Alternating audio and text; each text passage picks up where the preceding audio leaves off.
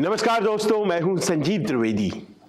प्रियंका गांधी ने पहले भाषण में कुछ वैसी चमक दिखाई है जो कि एक सिद्धस्थ नेता, बहुत ही पारंगत वेटरन की तरह पेश आता है। लोकसभा का मंच, और जाहिर है कि सालों से राजनीति का अनुभव उन्हें था और उसका उन्होंने जो वहां पर दृश्य पेश किया वो तमाम सवालों के तौर पर सामने आया है जो सरकार से उन्होंने किया है।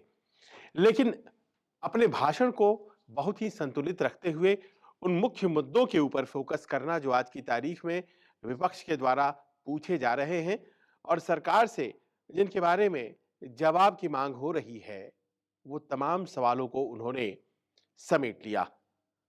इसके बाद बारी अखिलेश की थी।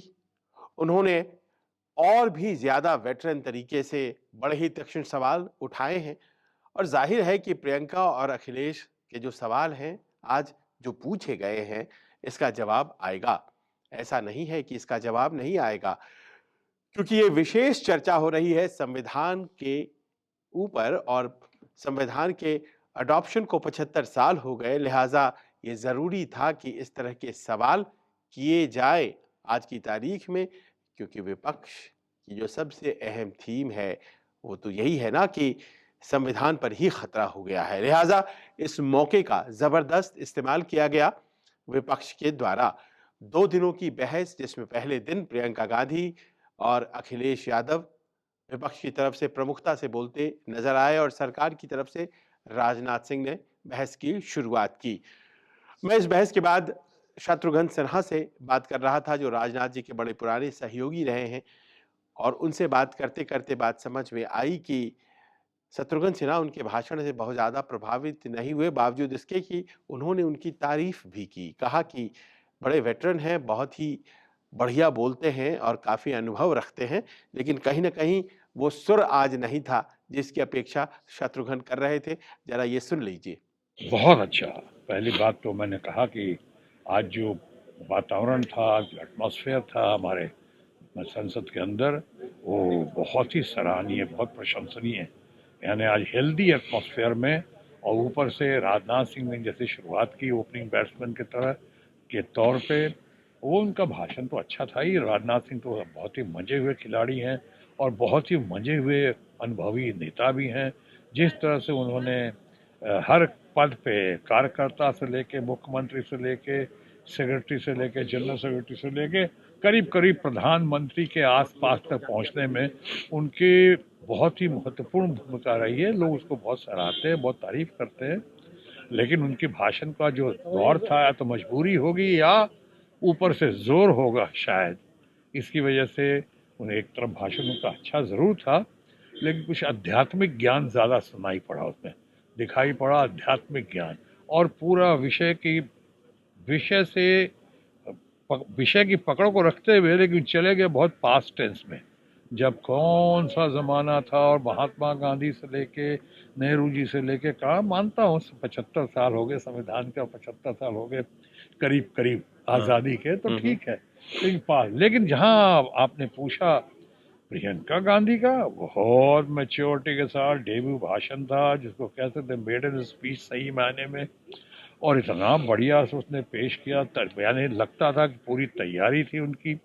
तैयारी देखी, नोट्स ज़रूर देखा उन्होंने, और नोट्स देखना तो अच्छी बात है, क्योंकि पॉइंट्स को कवर करना था उनको। और जिस तरह से उन्होंने आज बातें की, बातें रखी, मैं समझता हूँ बहुत ही सराहनीय और बहुत ही प्रशंसनीय। मुकज़ब जो हम जिस तरह से लोग उनका वेट कर रहे थे, स्वागत किया, जिस तरह से हमारी प्रियंका गांधी वाड्रा आई हमारे संसद में और एमपी बनकर आई, वो एक बहुत ही बढ़िया कदम था। लोग उनके प्रति उनकी वो देश की या युवा पीढ़ी की खासकर आज अपेक्षा और इच्छा के अनुकूल या उनकी प्रतीक रही हैं वो, और आज मैं समझता हूँ उस पैमाने पे बिल्कुल खरा साबित हुई। बस एक ही आपने शत्रुघ्न सिन्हा की बातें सुनी, लेकिन ऐसा नहीं है कि प्रियंका गांधी ने सब कुछ बढ़िया ही बोल दिया। प्रियंका गांधी के भाषण और अखिलेश के भाषण के ऊपर हम लोग बात करें, उसके पहले प्रियंका गांधी चूंकि पहली स्पीच दे रही थी, उस कारण से प्रतिक्रिया उनके ऊपर विपक्ष की क्या थी, ये जान लेना भी जरूरी है। ये ऐसे में जान लेना जरूरी है जबकि उनकी माताजी सोनिया गांधी, उन्होंने एक्सेलेंट स्पीच कहा, बहुत बढ़िया। उनके भाई राहुल गांधी ने कहा कि जब मैंने भाषण दिया था पहली दफा, मेरे से तो बहुत गुना बढ़िया भाषण आज प्रियंका गांधी ने दिया है। क्योंकि पहला भाषण था तो भाषण का आकलन इस तौर पर भी हो रहा था कि पहले भाषण में कैसा बोलती हैं प्रियंका, लेकिन साथ ही साथ कुछ तथ्यों को जो उन्होंने उठाया है वो अपने आप में भी बहुत अहम है। लेकिन पहले वो प्रतिक्रिया जो कि भाषण के बारे में विपक्ष ने दी। मनोज तिवारी से पूछा गया आखिरकार उन्हें कैसा लगा, तो देखिए उन्होंने क्या कहा। कोई बात नहीं, हम लोगों ने बहुत ध्यान से सुना। प्रियंका जी को इतना तो पता चल गया होगा कि हम संविधान का और लोकतंत्र का सम्मान करते हैं। एक भी हम लोगों ने कहीं बीच में हल्ला नहीं किया, प्रियंका जी को पूरा सुना। और प्रियंका जी ने आज हिमाचल सरकार की बहुत सारी कमियां बताई हैं। अब पता नहीं ये उनकी ईमानदारी है या कुछ और है, मगर आज चर्चा इसी बात की है कि प्रियंका जी ने हिमाचल में जहां कांग्रेस की सरकार है उसकी बहुत सारी कमियां बताई। ये कैसे आपने कहा हिमाचल सरकार, मतलब वो भाई कांग्रेस की सरकार है? हाँ, उनका भाषण उठा के देखिए। उन्होंने बाद में उनको कोई बताया कि अरे हिमाचल में आप ही की सरकार है, तब थोड़ी सी वो झिझकी हुई लग रही थी। मगर कुछ नहीं, पहला भाषण था, उसमें बहुत कुछ ऐसा नहीं दिखा, लेकिन कम से कम राहुल गांधी जी से शालीनता तो बेहतर। पर आपने टीका टिप्पणी आप लोगों ने भी नहीं कभी करी। नहीं की। अखिलेश जी के भाषण पर क्या कहेंगे? उन्होंने बहुत सी चीजें आपको याद दिलाई हैं, कहा सेंसस की भी बात कही है और सांप्रदायिकता के सवाल पर भी बहुत बातें कही। वैसे देखो, अखिलेश जी ना, संविधान पे बहस हो रही है तो उसके भटके हुए दिखे। वैसे वो संविधान से भी भटके हुए हैं, लेकिन मेरा मानना है कि उन्होंने एक बात बहुत आपत्तिजनक कही है। उन्होंने कहा जो मस्जिदों के नीचे जो मंदिर दबे हुए हैं उनको, उनकी चर्चा नहीं करनी चाहिए। ये तो बात ठीक नहीं है। अगर कोई अपराध किसी आक्रमणकारी ने हमारे देश पे किया तो जिसने अपराध किया उसके अपराध की छानबीन न हो, उसकी अपराध की बात ही ना हो, ऐसा नहीं होना चाहिए। कहीं भी होगा विवाद तो होना चाहिए निदान, और निदान के लिए ही बना है संविधान।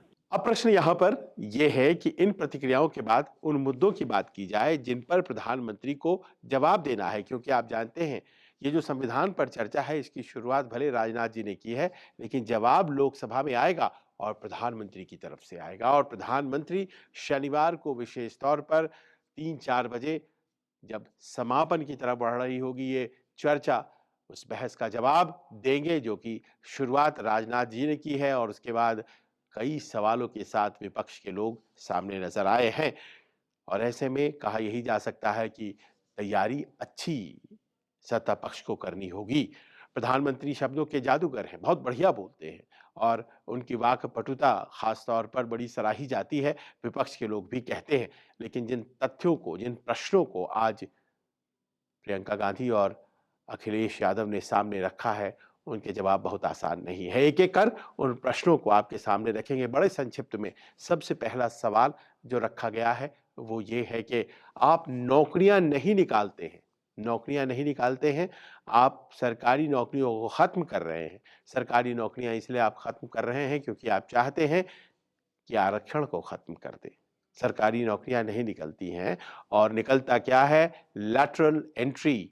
ये जो लैटरल एंट्री का सवाल है, आप इसे बार-बार लेकर आते हैं। वो इसीलिए लेकर के आते हैं क्योंकि आप नौकरियां खत्म करना चाहते हैं। ये सवाल प्रियंका गांधी का भी था, यही सवाल अखिलेश यादव का भी था।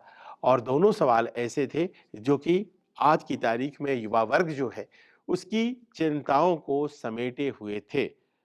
अखिलेश ने आगे बढ़कर ये भी कहा कि जो दलित, उपेक्षित, शोषित, वंचित समाज है, जो सरकारी नौकरियों के ऊपर बहुत ही ज़्यादा आलंबित होता है, बहुत ही ज़्यादा डिपेंडेंट होता है, अगर उसके दायरे से सरकारी नौकरियां निकलने लगेंगी तो वो और ज़्यादा कमज़ोर हो जाएगा और सरकार यही काम कर रही है।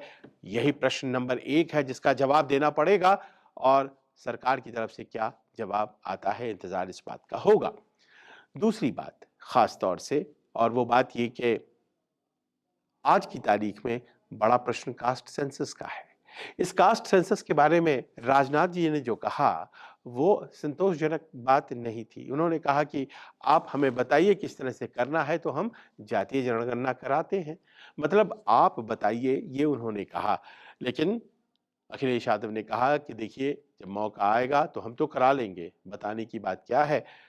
कास्ट सेंसस के बारे में खुद प्रियंका गांधी भी ये कहती नजर आई कि कास्ट सेंसस आज के समाज की ज़रूरत है। जातीय जनगणना से पता चलेगा कि किसे कितना मिला है और क्या कुछ किए जाने की ज़रूरत है। जिस समाज को अभी तक वो मदद, वो सरकार की तरफ से संरक्षण प्राप्त नहीं हुआ है, उसके लिए और क्या-क्या किया जा सकता है। ये प्रश्न है, आखिरकार सरकार की तरफ से क्या जवाब आती है? इस जवाब में क्या कास्ट सेंसस को करवाए जाने का वादा होता है या फिर वो नहीं होता है, ये देखना होगा। और उसके अलावा जो बातें थी, उसमें सबसे बड़ी बात थी, प्रियंका गांधी ने इसको सबसे ज़्यादा ज़ोर से उठाया और बाद में अखिलेश यादव ने भी, कि चुनाव अगर आप चाहते हैं कि दूध का दूध पानी का पानी हो जाए तो बैलेट से क्यों ना करवा लेते हैं। ये बयान भी सुनिए जो प्रियंका गांधी ने सदन में दिया। आप भी बैलेट पे चुनाव कर लीजिए, आप भी बैलेट पे चुनाव कर लीजिए, दूध का दूध पानी का पानी हो जाएगा। प्रियंका गांधी ओपन चैलेंज कर रही हैं, खुली चुनौती कर रही हैं कि अगर आप हिम्मत रखते हैं तो आप बैलेट से चुनाव करवाइए। अब बैलेट से चुनाव करवाइए, ये प्रश्न तो बार बार उठाए जा रहे हैं। ईवीएम के खिलाफ जो नाराजगी है उसको भी व्यक्त किया गया है और इस कारण से इस मौके का फायदा उठाते हुए प्रियंका गांधी ने यह प्रश्न उठाया और कहा कि बैलेट से चुनाव क्यों ना हो। और इसका जवाब भी उन्हें बहुत तुरंत ही मिल गया। बहुत से लोग कहने लगे कि अभी जो वायनाड से जीत करके आई हैं वो बैलेट से जीत करके आई हैं या ईवीएम से जीत करके आई हैं। 4 लाख की जीत उन्होंने दर्ज की है। तो बैलेट से अगर अविश्वास है ईवीएम पर, तो ये जो आपकी जीत है इस पर भी क्या अविश्वास है। और दूसरी बात भी कही गई कि सन 77 में जब चुनाव हार गई कांग्रेस, तब तो ईवीएम नहीं था। 1980 में जब दोबारा जीत गई थी तब भी ईवीएम नहीं था। सन 84 में 400 आए थे तब ईवीएम नहीं था। लेकिन 89 के बाद अगर बहुमत नहीं आया कांग्रेस पार्टी को तो भी ईवीएम नहीं था। तो फिर अभी क्यों ईवीएम के खिलाफत? बैलेट तो तब भी आपको बुरा लगना चाहिए था जब आपको, बैलेट तब भी अजीज लगनी चाहिए थी जब आपको मिल रहा था बहुमत। अब जबकि बहुमत नहीं मिल रहा है, आंकड़े नहीं आ रहे हैं, तो आप ईवीएम के खिलाफ हो जाते हैं। अब ऐसे में ये देखना पड़ेगा कि प्रधानमंत्री आखिरकार ये जो बहस चल रही है ईवीएम बनाम बैलेट, इसका क्या जवाब लेकर के आते हैं। अखिलेश यादव की बातों में उत्तर प्रदेश में केंद्रित जो सवाल थे वो ज्यादा थे। उन्होंने खास तौर पर मुस्लिम समुदाय को लेकर और जिस तरह से मस्जिदों के नीचे मंदिर, इस सवाल को बार बार उठाया जा रहा है, उसको उन्होंने बार बार उठाए जाने के ऊपर निशाना साधते हुए सुप्रीम कोर्ट से जो फैसला आया है एक राहत की बात, उसको उन्होंने लोकसभा के पटल पर दर्ज किया। और साथ ही साथ ये बात भी कही कि उत्तर प्रदेश में चुन चुन कर घर गिराए जा रहे हैं, मुसलमानों को वोट देने नहीं दिया जा रहा है। ये तमाम ऐसे प्रश्न हैं जिसका जवाब चाहिए। चुनाव की तरफ बढ़ते हुए दिल्ली में आखिरकार ईवीएम का प्रश्न है क्या? खुद अरविंद केजरीवाल शरद पवार से मिलने गए थे और संभव है कि आने वाले दिनों में एक फिर से अर्जी सुप्रीम कोर्ट में दिखाई पड़ सकती है। तो ईवीएम का प्रश्न जिंदा रहेगा। ईवीएम के प्रश्न को जिंदा रखने में जाहिर है बिहार के चुनाव में लगे लोग, विपक्ष के खास तौर पर तेजस्वी यादव और उनकी टीम इस बात को जरूर उठाएगी। लिहाजा सरकार को इस बात पर बहुत ही क्लियर कट बोलना ही पड़ेगा। ऐसे में जबकि सुप्रीम कोर्ट ने भी, और ऐसे में जबकि तमाम इलेक्शन कमीशन के पास गई अर्जियों को भी खारिज कर दिया है, सुप्रीम कोर्ट से भी आ गया है कि ईवीएम हैक नहीं हो सकते हैं, तो फिर क्या हार का टीकरा ही दरअसल विपक्ष फोड़ता है? ये तमाम ऐसे प्रश्न हैं जो जवाब के तौर पर आपको कल उत्तर में प्रधानमंत्री क्या कहते हैं वो देखने को मिलेगा।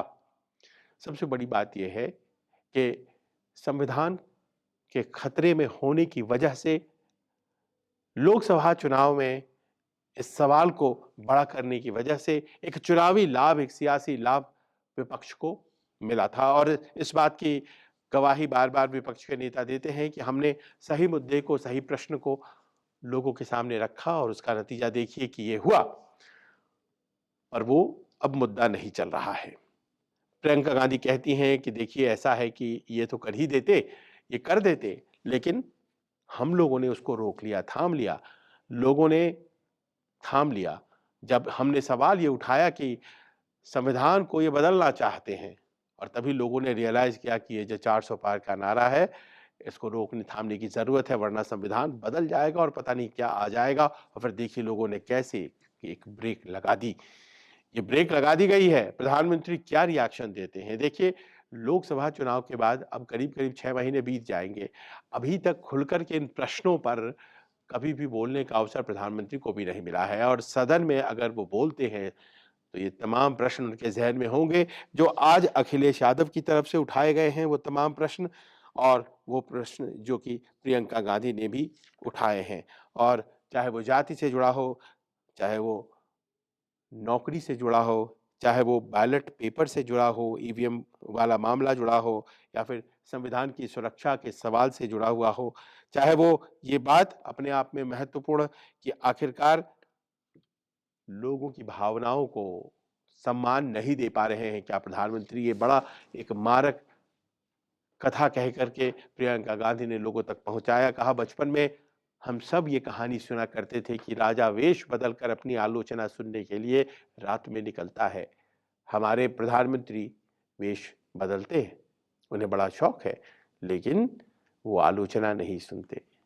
ये बड़ा सीधा और मारक एक तीक्ष्ण व्यंग प्रधानमंत्री के ऊपर किया गया है। प्रधानमंत्री इसका क्या जवाब देते हैं, ये तमाम प्रश्न आज की तारीख में उनके जहन में होंगे। प्रधानमंत्री आज प्रयागराज में थे, कुंभ की तैयारियों का जायजा ले रहे थे। जाहिर है लौटने के बाद, भाषण सुनने के बाद उन्होंने अपने मन में जरूर जवाब बनाए होंगे, और वो जवाब आपको शनिवार की शाम होते होते जरूर मिल जाएगा। संविधान पर चर्चा हो रही है, कितनी अच्छी बात है। प्रश्न जो भी हो, जवाब जैसे भी आए, कम से कम संविधान के बारे में हम बात करते हैं। और सोचिए ये कि बगल के देश हैं कई जहां पर संविधान तोड़ मरोड़ दिया गया है और संविधान के हिसाब से देश नहीं चल रहा है। वो बहस या आइडियोलॉजी या संविधान हमारे देश में जीवित है, लेकिन दुनिया के कई देश जो हमारे साथ आज़ाद हुए, उनके देशों में जीवित नहीं है। ये बहस मनमर्जी चल रही है। लोग जो कि पावरफुल हैं, जो कि शक्तिशाली हैं, वो अपने तरीके से देश को चला रहे हैं, चलाना छोड़िए हाँक रहे हैं कह लेंगे। और ऐसे में भारत में अगर इस तरह की बहस हो रही है, देश की सबसे बड़ी पंचायत लोकसभा में हो रही है, तो ये अपने आप में खुशी की बात है। नतीजे जो भी निकले, बहस का होना ही हम नागरिकों के लिए ये अपने आप में बहुत अच्छी चीज़ है, बहुत अच्छे संकेत हैं। हालांकि दुख इस बात का जरूर है कि बगल में राज्यसभा है, लोकसभा में तो ये बहस हो रही है। राज्यसभा में सभापति के खिलाफ अविश्वास प्रस्ताव मूव किया है विपक्ष ने, इसलिए कि वो पक्षपात करते हैं, ऐसा आरोप है। सभापति देश के उपराष्ट्रपति भी होते हैं, और उनके खिलाफ ये जो मूव किया गया है, ये इस बात का संकेत है, ये इस बात को जाहिर करता है कि कहीं ना कहीं कुछ गड़बड़ी है। आखिर क्या नाराजगी है। उपसभापति, सभापति मिलकर के जब सदन चलाते हैं तो विपक्ष को तरजीह देने का एक अपना सिलसिला होता है, लेकिन आखिरकार क्या टूट गई है, क्या दरार आ गई है। मैं देख पा रहा हूं संसद के भीतर के बहुत ज़्यादा इस सिचुएशन को हेल्प खुद धनखड़ साहब कर रहे हों, सभापति महोदय, उपराष्ट्रपति। ऐसा भी नहीं है। उनके नाराज़गी आज जो राज्यसभा में दिख रही थी, वो मामले को सेटल करने की तरफ नहीं ले जा रही है। पता नहीं क्या मंशा है। देखिए आंकड़े तो ऐसे हैं कि कहीं भी धनखड़ साहब को कुर्सी छोड़नी पड़े, ऐसी बात तो नहीं होगी। विपक्ष कमज़ोर है, और जाहिर है कि न लोकसभा में और न ही राज्यसभा में ये प्रस्ताव पारित होगा। लेकिन ये बहस का मुद्दा बन गया कैसे। आखिरकार उपराष्ट्रपति हटाने की बात हो गई, ये छोटी बात नहीं है। ये अविश्वास धनखड़ साहब के खिलाफ नहीं, बल्कि उस कुर्सी के खिलाफ है। और जाहिर है कि ये तमाम ऐसी बातें हैं जो कि एक तरफ अगर संविधान पर चर्चा होती है, तो दूसरे हाउस में इस बात पर हाउस स्थगित हो जाता है, सदन स्थगित हो जाता है कि उपराष्ट्रपति में विश्वास नहीं है। अजीब बात है, अजीब संयोग है। प्रधानमंत्री इन सब चीज़ों को समेटते हैं क्या, इंतजार उनकी बातों का रहेगा। कैसा लगा आपको ये न्यूज़ वीडियो, हमें कमेंट करके ज़रूर बताइए। नमस्कार। नमस्कार, मैं हूं मानक गुप्ता। अगर आपको हमारा ये वीडियो पसंद आया हो तो इसे लाइक और शेयर जरूर करें और हाँ, हमें सब्सक्राइब और फॉलो करना ना भूलें ताकि आप देश और दुनिया की कोई खबर मिस ना करें। तो जुड़े रहिए हमारे साथ और देखते रहिए News 24।